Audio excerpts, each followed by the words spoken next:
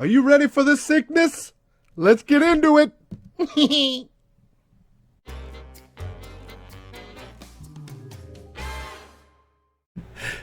Hey guys, welcome back to Economics and Comics. This is your movie review for Angel Has Fallen. Oh, how it's fallen. I'm here with Joel from GoneWithTheTwins.com. Please go check out their YouTube and their website, GoneWithTheTwins.com. It's amazing. Their website is huge. That's what she said. It's just me. Thank you for having me back. Thanks for taking me again. I've been looking at it. We've seen a lot of movies. Yeah. It's just a normal person. I'm like you guys, and he's a film critic. I hope we can argue today. Angel Has Fallen, right? This is part number 3 This is now. the third in the series. The first was Olympus Has Fallen, then London Has Fallen, and now Angel Has Fallen. And it all follows the misadventures of Secret Service agent Mike Banning, who's played by Gerard Butler. So. I kind of want to spoil the crap out of this one. We usually don't, but... Yeah, I mean, it's up to you if you want to... It's just the same crap. It's... If you've Bad. seen the first two, you know exactly what you're getting into. And this one probably is the weakest of the trilogy. Yes. But also at the same time, for me, this is one of those films, especially going in, especially because it's part 3, going in, it's a check your brain at the door. It's not going to have the story with Academy Award winning plot or anything like that. So I'm able to sort of sit back and relax and just enjoy it for what it is. And it's dumb, for sure. However, I still enjoyed a lot of what they were trying to do. There were quite a few problems, and I'm sure Bill's going to tear into that even more. Well, he said he enjoyed it, so which is great for me, because I absolutely hated it. From the beginning, they start off a little training exercise. Within the first 4 minutes, I knew who was going to be the bad guy. Already. I knew from the very beginning who the bad guy was. And there was a couple of them. He has problems with his the main character. What's his name? Mike Banning, Gerard Butler's character. He's suffering from concussion, migraines, concussion-related things. From all the other movies. I guess. And he keeps falling asleep, or he's dizzy, has headaches, and it's just they draw that out for a little bit. Then they attack the president. With the drones, which is cool. The first 30 minutes of the film is just building Mike's character again. Yes. Which is a little odd because if you've seen the first two, you already know exactly who his what do we got to build him again for? Yeah, so it's almost as if they feel like you're going into this movie without having seen the first two. And I don't mind that at all. I enjoy when they go out of their way to build character first. That way, the idea is that you will care about the characters during their trials and tribulations. So... for me, that doesn't bother me at all. And a lot of the time, I enjoy it more than the actual action. Well, you enjoy character building in an action movie. Oh, God, that's good. Well, without it, why should we care about any of what's going on? If you don't like the characters, if you don't connect with them in some way, what's the point of having them in constant peril? It's just, everything in this movie upset me because, it's all the stuff that would never happen in reality.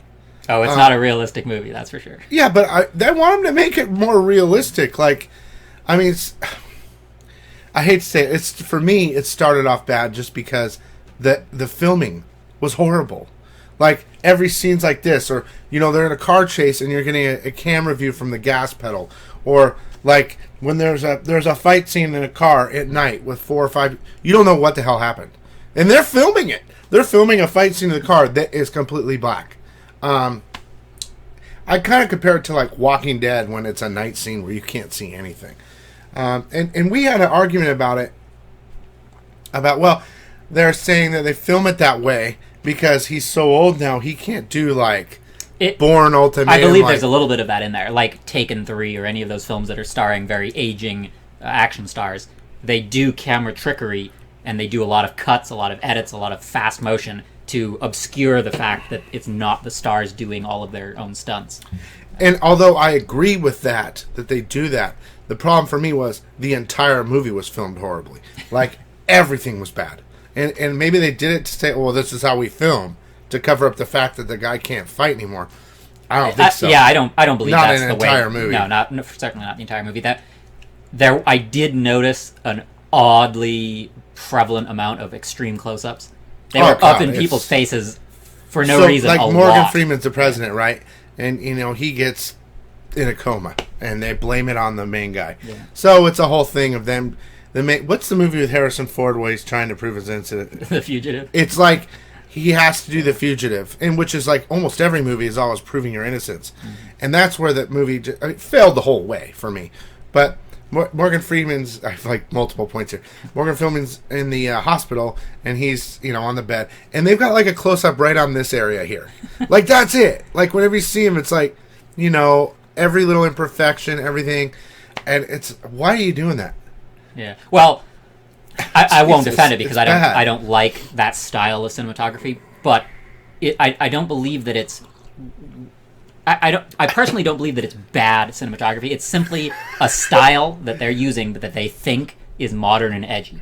And for me, I don't love that style. But I wouldn't necessarily say that it's a poor cinematographer or that they did a lousy job. I think that's the style they're going for. Well, I would say if you're a movie maker, don't ever use that style and fire that guy. It's unfortunately very prevalent in modern films. I think they had a hard time getting a guy to do the movie. For number 3, so they had to get a lower grade. And I hope you're watching, whoever you are, whoever did it. It was horrible. So, well, you can look up the cinematographer and find out their credits. Yeah, he's never going to watch this, but they probably blank out his name. But and then so there's a part he escapes. There's multiple groups following him. FBI's following him, Secret Service following him, everyone in the world, sheriff's following him. They can never catch him, which is totally bullcrap in all the situations he's in. And he keeps getting in accidents and more blow up scenes. But all this time, he had where he was dizzy, and all of a sudden he's fine. Like all these more traumatic things happen to him, and he's like totally fine with it. Before he couldn't even sit on a boat without passing out. Yeah. So it's they conveniently stupid. Forget about his ailments. Yeah, it's really stupid. And then he's just really tough. Yeah, and then there's a part where he gets away and he gets to call his wife, right? And the FBI's listening. He already knows who the bad guys are, okay? And so he even says on the phone, "I know you guys are listening, and I need this time to prove my innocence." All he had to do was say the bad guy's name, but he didn't. So we got another hour and a half of horrible action, and I mean it's bad. There was only like a couple scenes where I'm like, okay, that was cool. Like some explosion scenes and like some full up, close up killing, where it looked realistic. But damn it pissed me off. I usually can handle all types of movies. I love action, but I wanted to get the hell out of there. I wanted to be out. And then when we thought it was over, the end, then they did more end and another end, and then they pulled the classic Marvel ending. Like a second later, there's another ending. Which was the only funny. Actually, wasn't even that funny. Yeah, I'm not sure why they chose to do that, but they did definitely pull sort of a Lord of the Rings style ending where it just kept going and going and going. Yeah, they had to have closure on every front. Yeah, and it's like, dude, it's over. He won. Well, for me, they approached the action so seriously that I still enjoyed it for what it was. It wasn't by any means a great action film. It wasn't even better than the previous 2 in the series. However, I still enjoyed it. I didn't mind. I'm so happy this happened. I mean, I really am, because I hated it. I was dying for something super awesome to happen, and it just kept being lame the whole way of action. I mean, the president's in the hospital, wherever it is, Cedars-Sinai or whatever the hospital he goes to. He's got massive amount of security teams. And a team of 15 guys goes in there and destroys the whole thing. Just mercenaries. I get it. Mercs are cool. Hey, whatever. But, dude, it's the president. And then, their entire teams are getting wiped out with guys with the same type of guns. Yeah, well, come on. Regardless of how realistic it is, it's not realistic. They explain it in that they didn't believe the president was in any danger. So obviously, there's not a heightened security. Heightened security. The place was surrounded, dude. The place was surrounded. It's the president who's in a coma and he's been attacked by Russia. Yeah, well, they kept saying things like, "Oh, triple security on this certain area and whatnot," and So obviously they weren't expecting an attack. They went it's a not full realistic. frontal assault, bro. Yeah, well, no, they went right into the full. Oh, but I'm wow. saying the security detail did not plan that, and one could argue that it's because Gerard Butler wasn't in charge of the. But he was. No, he wasn't. At the end, he came in and said, "Okay, but he didn't set up security for the whole in, hospital. He sneaks in. Everyone thinks he's the killer, right? He sneaks in, but they've got him. Please let me talk to the president. They let the president talk to him. They talk. He makes them release him, and then he tells everybody, "Look, they're coming." They had 20 minutes to get ready, Joe. Remember, he's like 20 minutes. Oh, but we're 30 minutes out, and oh God.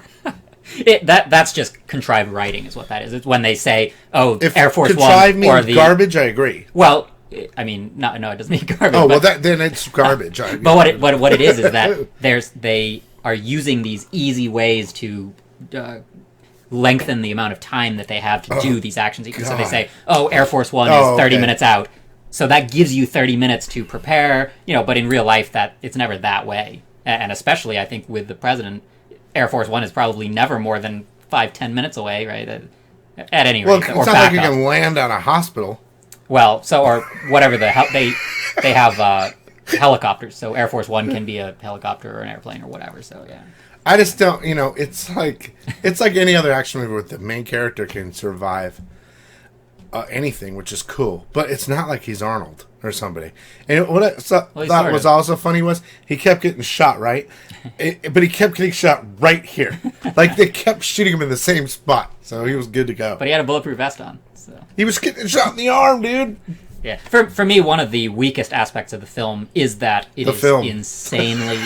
Yeah, well, I mean, if you didn't like it, you didn't like it. Oh, God. The predictability. The film is so insanely predictable. That's what I was saying. And, First 5 minutes, I knew how it was going to be. In the first 5 minutes, if you don't know what's going to happen, then you haven't seen enough movies because it's very obvious.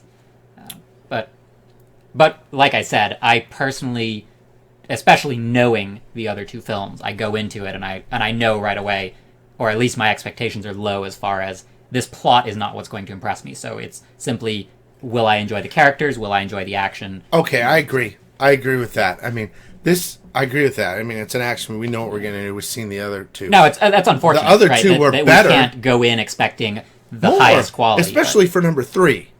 Usually at number 3, they really go for it, But it was like everything degraded.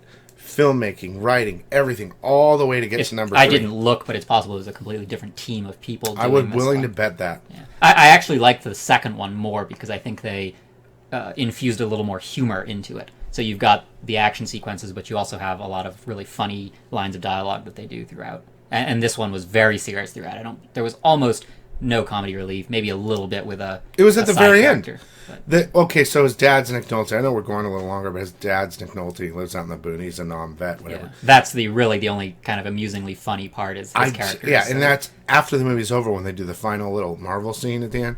That's when it was funny, I thought, to me, but. Well, he was just weird. Dude, the whole thing was drawn out. Every scene was drawn out, even when it had nothing to do with the movie. It was drawn out. It was just not realistic. I want my action movies, yes, to be not realistic, but realistic.